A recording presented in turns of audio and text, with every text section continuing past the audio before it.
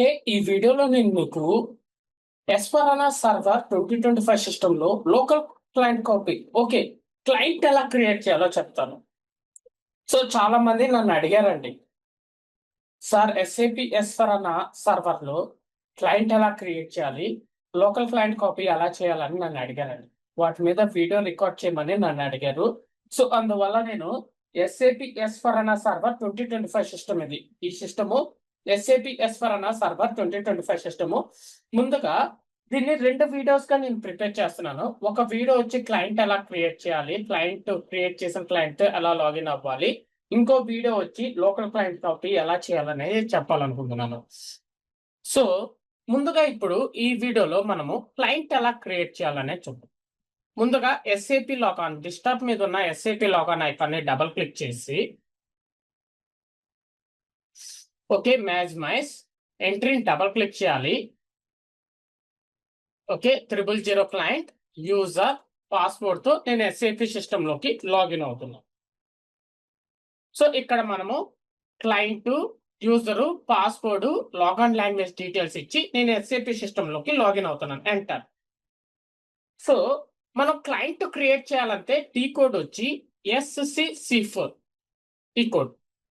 So మనకి ఎస్పరానాలో అలాగే net fever, ECC అన్నిట్లో క్లయింట్ క్రియేట్ చేయడానికి T code same T code SCC4. Enter button press చేయాలి. సో ఇక్కడ క్లయింట్ కన్నా ముందు యాక్చువల్ గా లాజికల్ సిస్టమ్ అనేది కూడా క్రియేట్ చేయమని అడగదు. సో ముందుగా మనము లాజికల్ సిస్టమ్ అనేది క్రియేట్ చేద్దాం.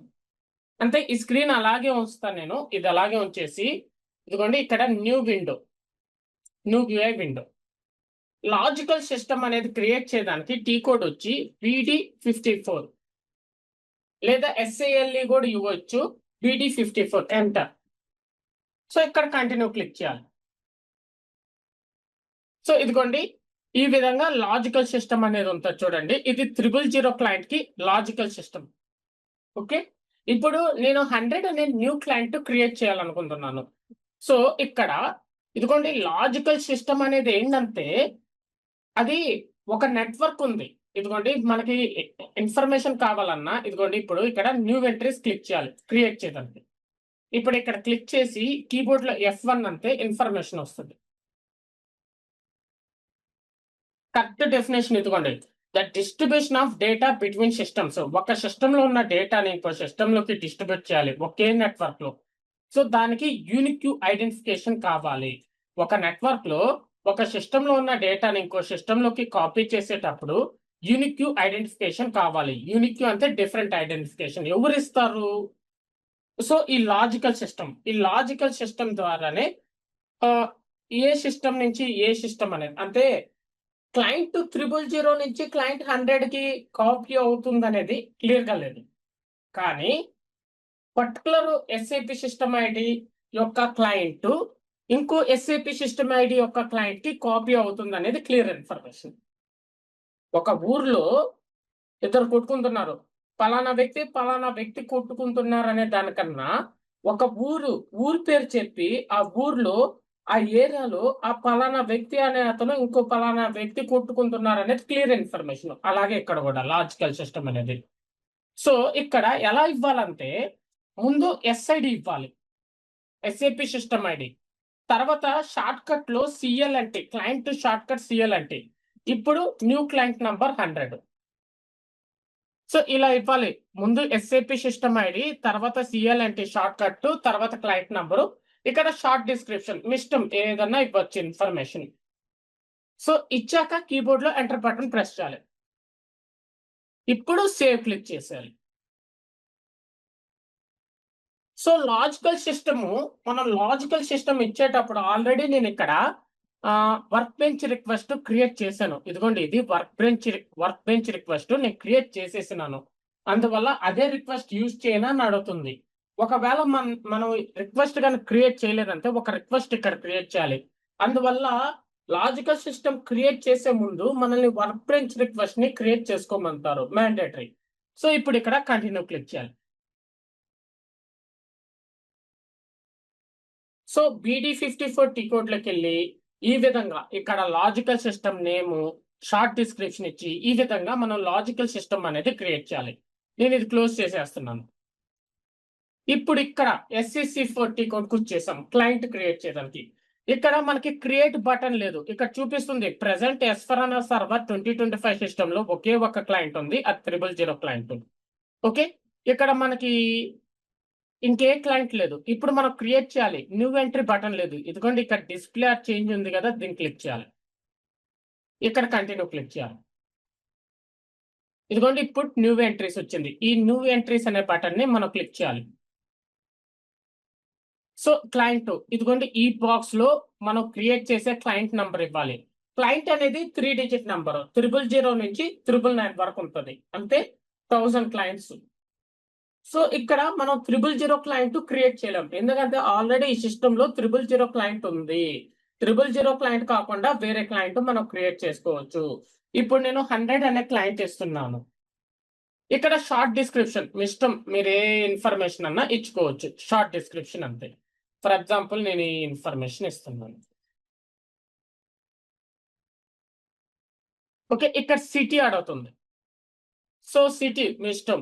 కంపెనీలో ఇన్స్టాల్ చేసేటప్పుడు ఇక్కడ షార్ట్ డిస్క్రిప్షన్ ఏమి ఇవ్వాలి, ఏ క్లయింట్ క్రియేట్ చేయాలి, సిటీ డీటెయిల్స్ ఏమి ఇవ్వాలనేది మీ కంపెనీ వాళ్ళు ఇస్తారు. అలాగే కరెన్సీ, క్లయింట్ రోల్, ఈ డీటెయిల్స్ అన్ని. సో ఇక్కడ లాజికల్ సిస్టమ్ ఇవ్వాలి.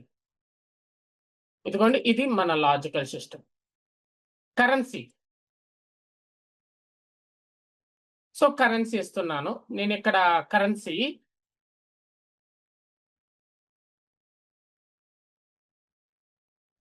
USD ఇవ్వాలనుకుంటున్నాను. ఇదిగోండి కరెన్సీ ఇచ్చాను. ఇప్పుడు క్లయింట్ రోల్. సో ఇది టెస్ట్ ప్రొడక్షన్ క్లయింటా, టెస్టింగా, కస్టమైజింగా, డెమోనా, ట్రైనింగ్ ఆర్ ఎడ్యుకేషన్, SAP రిఫరెన్సా ఇలా అడుగుతుంది. నేను కస్టమైజింగ్ సెలెక్ట్ చేసుకున్నాను. ఇంకా కింద ఏం చేంజెస్ చేయవలేదు, డిఫాల్ట్ ఉంచాలి. సో మనం క్లయింట్ క్రియేట్ చేసేటప్పుడు ఇదిగోండి client number, short description, city, logical system details, currency details, client role, ఈ ఇన్ఫర్మేషన్ అనేది ఇవ్వాలి. కంపెనీలో మీరు క్రియేట్ చేసేటప్పుడు ఆ client details, short description, city, currency details, client role details company వాళ్ళు ఇస్తారు. ఆ డీటెయిల్స్ యూజ్ చేసి మనం ఇలా క్రియేట్ చేయాలి. సో ఈ డీటెయిల్స్ ఇచ్చాక మనం సేవ్ క్లిక్ చేయాలి, కంటిన్యూ క్లిక్ చేయాలి. ఓకే, ఇప్పుడు మనం బ్యాక్ వచ్చేసామంతే. మనం క్రియేట్ చేసిన క్లయింట్ డీటెయిల్స్ ఇక్కడ చూపిస్తుంది. సో ఇప్పుడు మనం క్రియేట్ చేసిన క్లయింట్ తో లాగిన్ అవ్వాలి. ఓకే, ఇక్కడ నేను బ్యాక్ వచ్చేస్తాను. ఓకే, ఈ స్క్రీన్ అలాగే ఉంచేస్తాను. ఇదిగోండి ఇక్కడ ఎంట్రీ డబుల్ క్లిక్ చేస్తున్నాను. మనం క్రియేట్ చేసిన క్లయింట్ నంబర్ ఎంత 100. ఇక్కడ మనం క్లయింట్ ఒకటే క్రియేట్ చేసాం. ఆ క్లయింట్ లో ఎలాంటి యూజర్ మనం క్రియేట్ చేయలేదు. మనం క్రియేట్ చేసింది ఏంటి, కేవలం క్లయింటే క్రియేట్ చేసాం, కానీ క్లయింట్ లోపల ఎలాంటి యూజర్ క్రియేట్ చేయలేదు మనము. అంతే.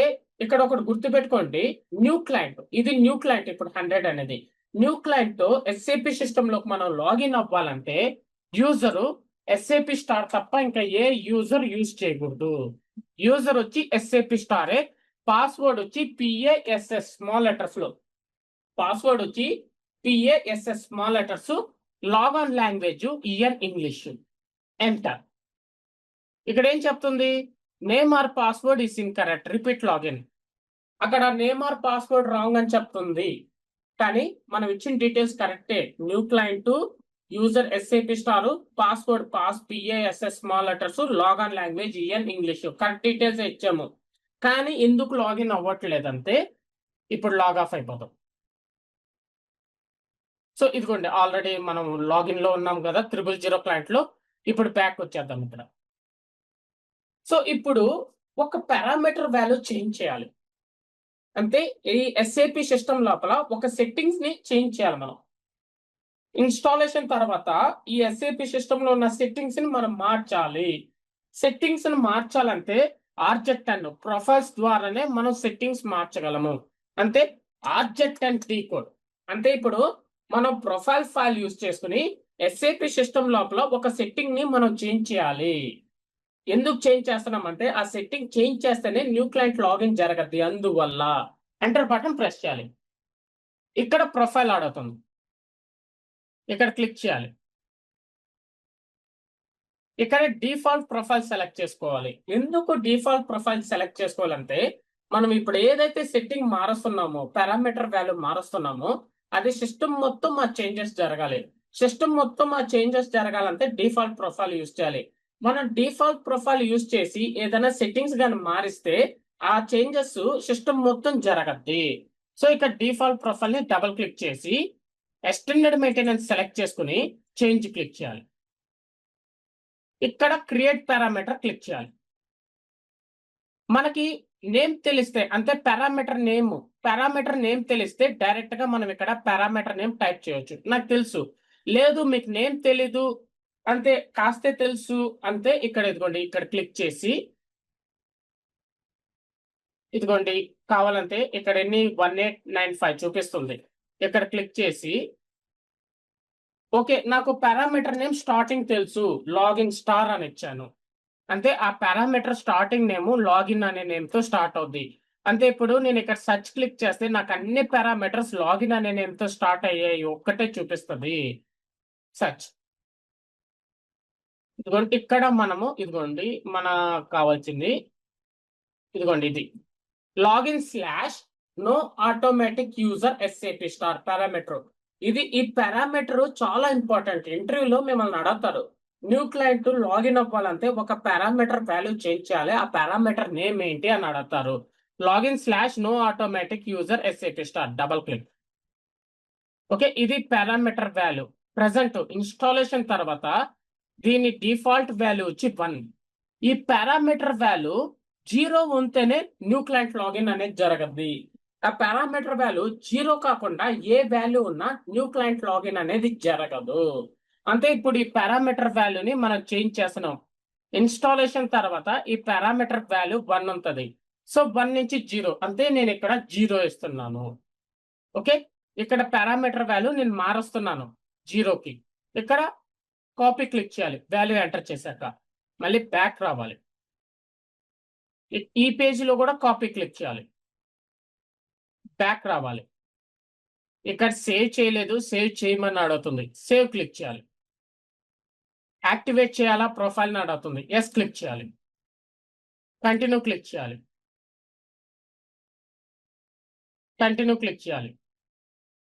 ఓకే, సో మనం పారామీటర్ వాల్యూ చేంజ్ చేసాం. ఈ పారామీటర్ వాల్యూ చేంజ్ అవ్వాలంటే సిస్టమ్ రీస్టార్ట్ చేయాలి. సిస్టమ్ రీస్టార్ట్ చేస్తేనే పారామీటర్ వాల్యూ చేంజెస్ జరగద్ది. సిస్టమ్ రీస్టార్ట్ చేయాలంటే యూజర్ లాగ్ ఆఫ్ అయిపోవాలి. Log off yes minimize. So search click చేసి టెర్మినల్ ఓపెన్ చేయాలి. సో టెర్మినల్ యూజ్ చేసి లైనక్స్ ఆపరేటింగ్ సిస్టమ్ కి కనెక్ట్ అవుతాను. SSH space root @ 192.168.0.117 enter. S type S enter.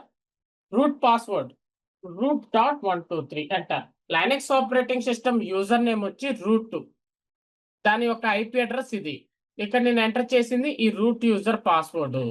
So ఇక్కడ terminal అని కాదు, టెర్మినల్ యూజ్ చేయొచ్చు, లేదా పుటి యూజ్ చేయొచ్చు, లేదా మొబైల్ టర్మ్ అనేది ఉంటుంది. ఈ మూడిట్లో ఏదన్నా యూజ్ చేసి లైనక్స్ ఆపరేటింగ్ సిస్టమ్ కి మీరు కనెక్ట్ అవ్వచ్చు. ఇప్పుడు who am I enter. You are in root user. మీరు రూట్ యూజర్ లో లాగిన్ అయినారు. ఇప్పుడు మనం SAP సిస్టమ్ ని రీస్టార్ట్ చేయాలంటే రూట్ యూజర్ లో లాగిన్ అయితే కుదరదు. SID ADM అకౌంట్ లోకి మనం లాగిన్ అవ్వాలి. అంటే ఇప్పుడు మనం రూట్ యూజర్ నుంచి SID ADM అకౌంట్ కి స్విచ్ అవ్వాలి. అంటే SU space minus space S for X ADM enter. ఇప్పుడు మళ్ళీ హూ యామ్ ఐ ఎంటర్. ఇప్పుడు మనం S for X ADM account లో ఉన్నాము. ఇప్పుడు కమాండ్ ఎంటర్ చేసి సిస్టమ్ ని రీస్టార్ట్ చేయాలి. కమాండ్ ఏంటి? SAP control space -nr space primary application server instance number 21 space minus function space restart system. Restart system లో ఆర్ క్యాప్స్ ఉండాలి, ఎస్ క్యాప్స్ ఉండాలి. ఎంటర్.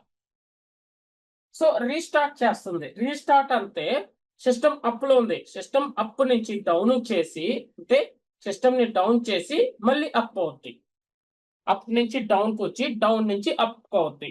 సో రీస్టార్ట్ చేస్తేనే ఆ పారామీటర్ వాల్యూ చేంజ్ అవుద్ది. అందువల్ల మనం సిస్టమ్ ని రీస్టార్ట్ చేస్తున్నాము.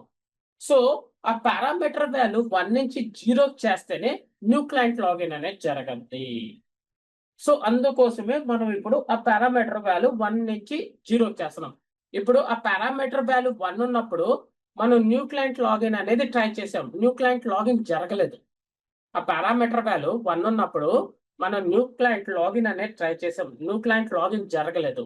ఇప్పుడు పారామీటర్ వాల్యూ 1 నుంచి 0 చేశాక న్యూ క్లయింట్ నుంచి మళ్ళీ లాగిన్ అనేది చేస్తాము.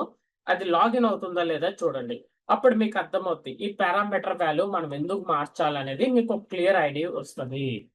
ఓకే, ఇప్పుడు మనం చెక్ చేద్దాము సిస్టమ్ స్టార్ట్ అయిందా లేదా అనేది.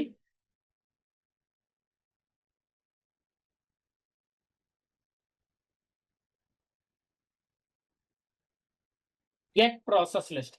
ఇక్కడ రీస్టార్ట్ సిస్టమ్ బదులు మనం గెట్ ప్రాసెస్ లిస్ట్ అని ఇవ్వాలి. G caps, P caps, L caps. Enter. ఇదిగోండి సిస్టమ్ స్టార్ట్ అయిపోయింది. ఇప్పుడు దీన్ని మినిమైజ్ చేసేద్దాము. ఇప్పుడు లాగిన్ అవుతాం న్యూ క్లయింట్ నుంచి. ఎంట్రీ డబుల్ క్లిక్ చేసి న్యూ క్లయింట్ ఏంటి మంది 100.